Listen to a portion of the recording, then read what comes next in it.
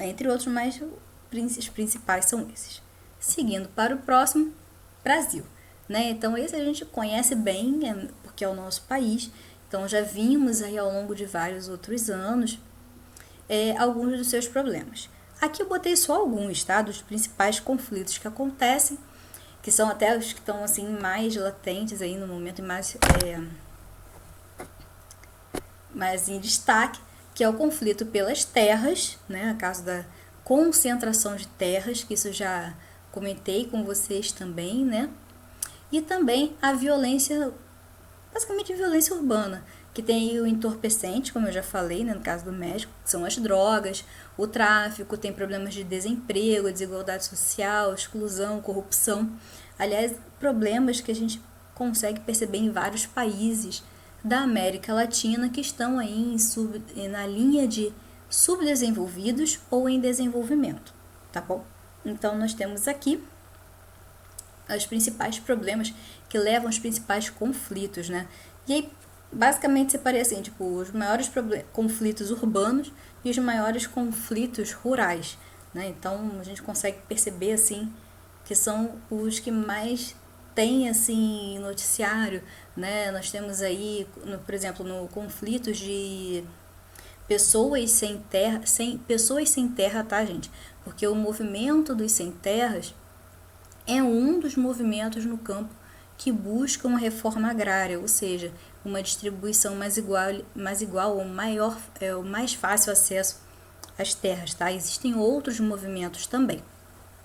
E todos esses movimentos acabam tendo conflitos com os grandes proprietários rurais, tá? Conflitos esses que levam, né, pessoas feridas, enfim, mortes de pessoas por posse de terras, entre outros, tá bom? Seguindo para os Estados Unidos, eu peguei, né, o George Floyd, que é um caso bem recente nos Estados Unidos, que vem acentuar para a gente os grandes conflitos que acontecem no interior dos Estados Unidos. No interior, que eu digo dentro dos seus limites, dentro, né, da sua fronteira. Então, o que acontece? Nós temos ali nos Estados Unidos um dos maiores conflitos, que são os sociais, né, étnicos, sociais, vamos dizer assim. Acho que étnicos, acho que é a melhor palavra, porque nós temos nos Estados Unidos uma grande setorização, né? A gente consegue perceber, principalmente nos filmes, que nós temos assim o bairro dos negros, o bairro dos chineses, bairro dos japoneses, bairro dos irlandeses. Então mostra pra gente assim, basicamente essa organização em gueto, né? Que eles utilizam muito essa palavra. Então assim nós temos muitos conflitos, né, internos por conta das diferenças étnicas, históricas, sociais, tá? Então, nos Estados Unidos, eu acho que é um dos principais motivos que levam, assim, aos conflitos, tá bom? E também, é claro, como eu já falei com vocês, a desigualdade social, que apesar de ser um país desenvolvido, nós temos sim uma grande desigualdade social, tá? Então, os bairros ricos, os bairros mais pobres.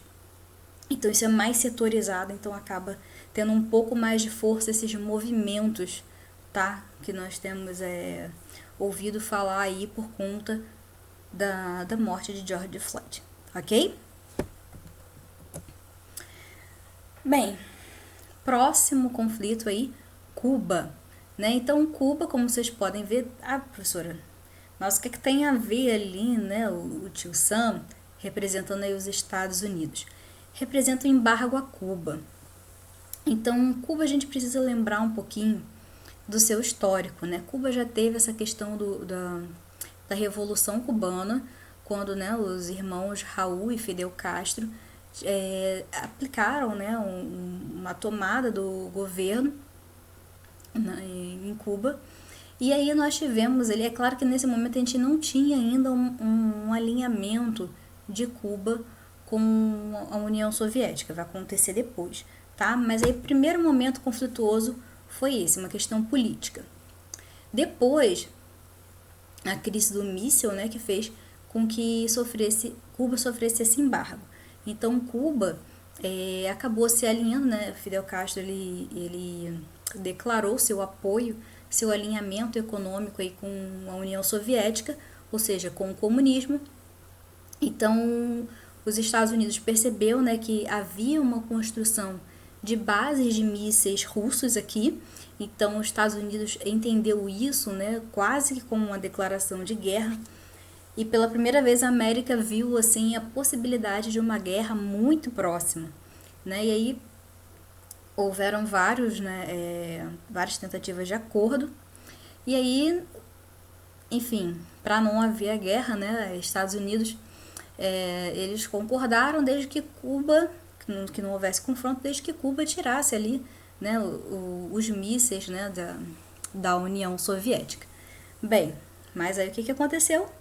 Embargo econômico, né? Então é basicamente um bloqueio, né, evitando com que alguns países comercializassem com Cuba. Então por isso que Cuba, eu já expliquei para vocês, né, mais ou menos, parece estar parada aí no tempo, porque não tem muito acesso. Então de alguns anos para cá, e aí a gente já está falando agora de 2000, 2010 para cá, então bem recente mesmo, que Cuba começou a ter uma leve abertura econômica, né? Estados Unidos acabou aliviando algumas questões, como por exemplo o turismo, movimentado até pelo próprio Estados Unidos, tá bom? Então, por conta de interesses econômicos. Temos aí, aliás, se a gente perceber bem, né, a gente está falando de um momento de Guerra Fria, então um conflito que foi realmente global, mas que aqui em Cuba foi sentido assim bem fortemente, tá bom? O próximo é o Haiti. Bem, o Haiti ele tem assim, vamos dizer, um problema político, né, desde da sua formação. Bem, o Haiti ele foi colônia da França e ele começou, né, foi uma das primeiras repúblicas a se formar. Então nós tivemos aí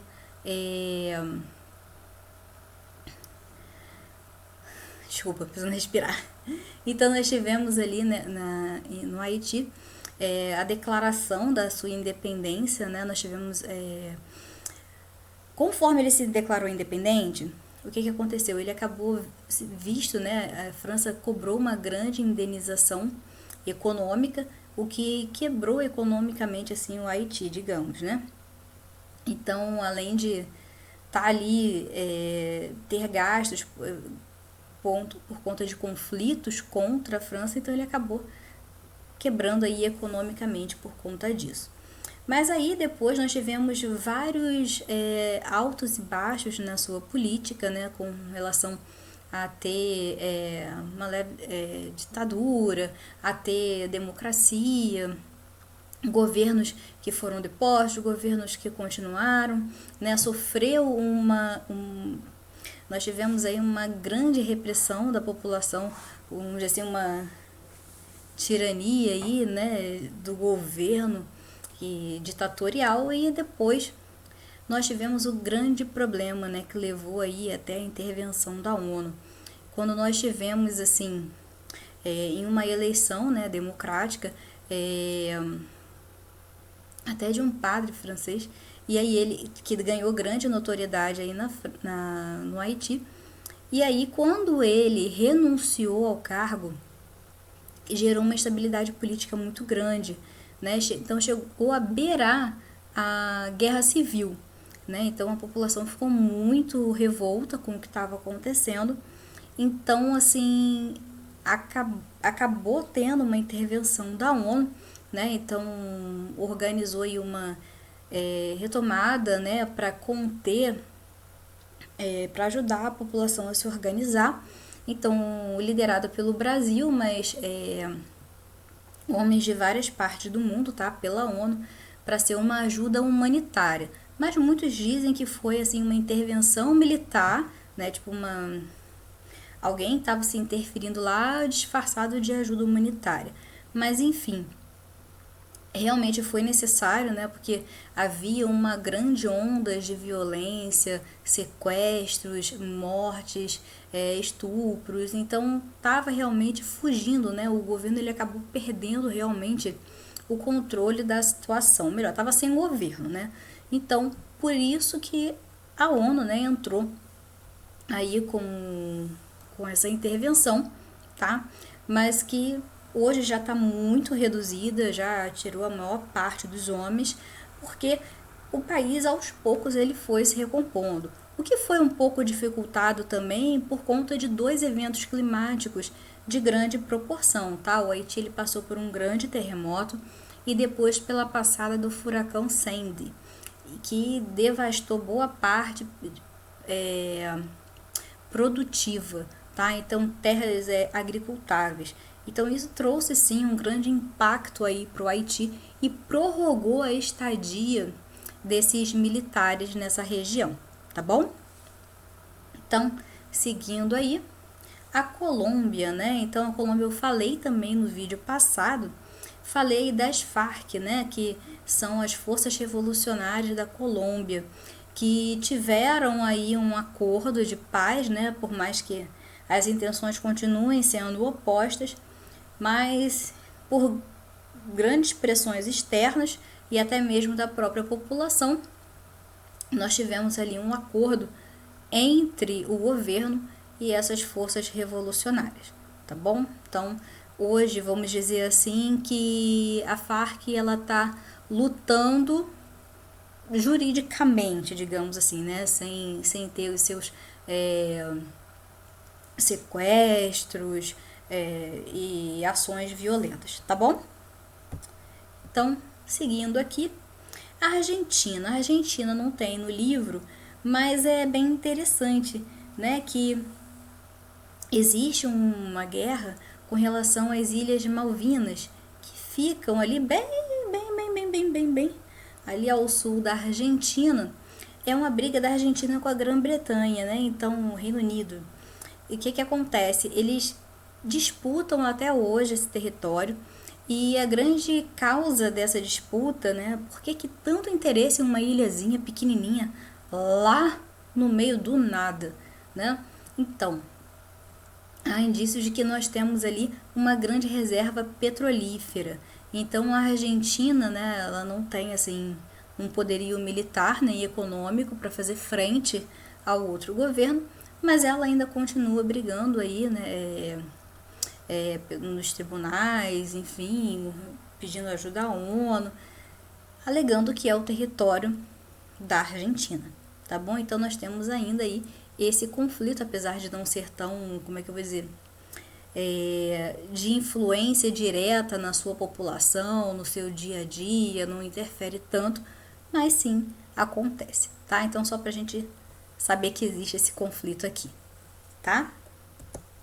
Então chegamos aqui ao final do nosso conteúdo. Espero que se vocês tiverem alguma dúvida, entrem em contato lá pela Escola Web, tá? Não deixa de curtir aí, de dar aquele like, tá bom? E até a próxima aula, até semana que vem. Tchau, tchau.